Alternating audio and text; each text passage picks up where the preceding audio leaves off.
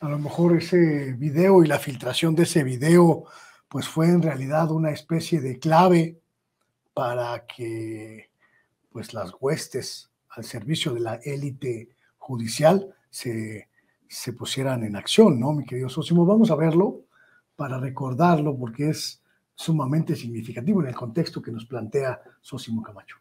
Nuestra función siempre ha sido servir a nuestra sociedad. Como es de suponerse, no tengo en estos momentos una respuesta concreta a las diversas preguntas que surgen en los foros internos y externos sobre la asignación presupuestal que hemos solicitado a la Cámara de Diputados para el ejercicio 2024. Mentiría si les dijera que en estos momentos sé cómo se resolverá cómo resolverá el Congreso de la Unión sobre el decreto presentado que propone extinguir los fideicomisos del Poder Judicial Federal.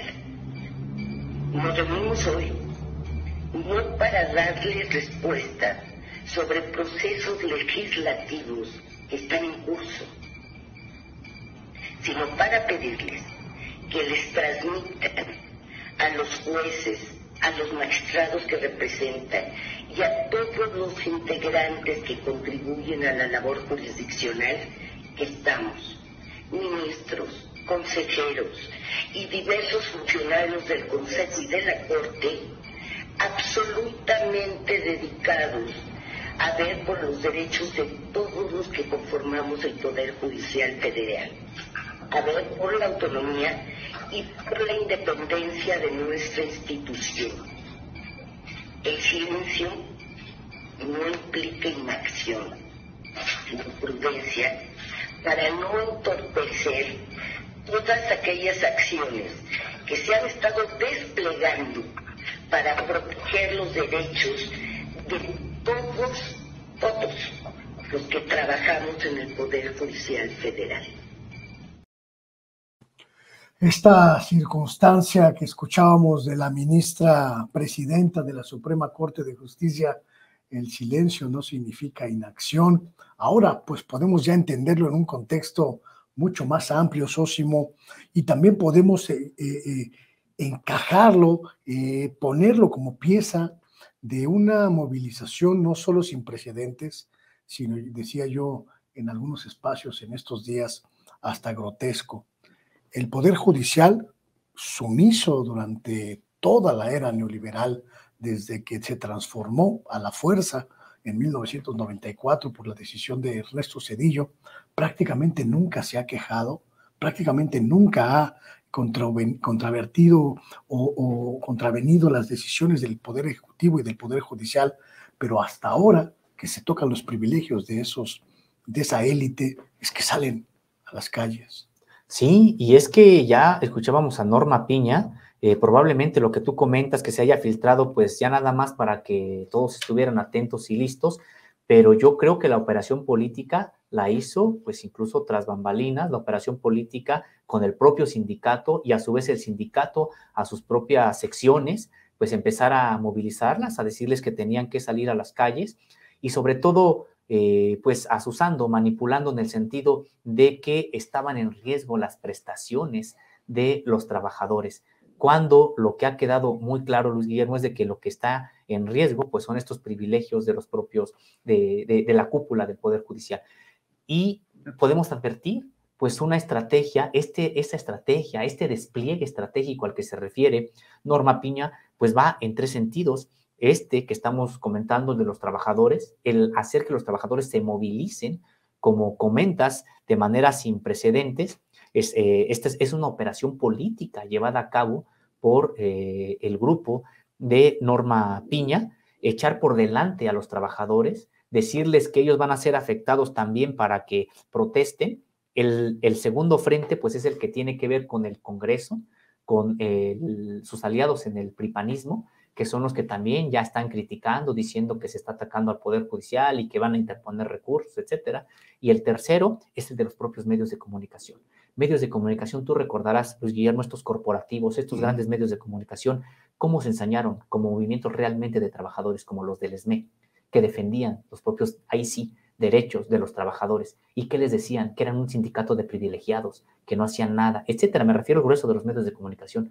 Cómo se han ensañado con trabajadores de la educación, con la CENTE, cómo se han ensañado en otros momentos con trabajadores universitarios, con campesinos, con estos medios de comunicación. Resulta que ahora son totalmente benevolentes con la cobertura que hacen con respecto de este sindicato, que siempre fue un sindicato patronal, un sindicato de protección, un sindicato blanco, y que ahora, bueno, responde al llamado no de la defensa de los intereses de los trabajadores, sino de los patrones, de sus patrones, en este caso, es decir, la cúpula del Poder Judicial de la Federación.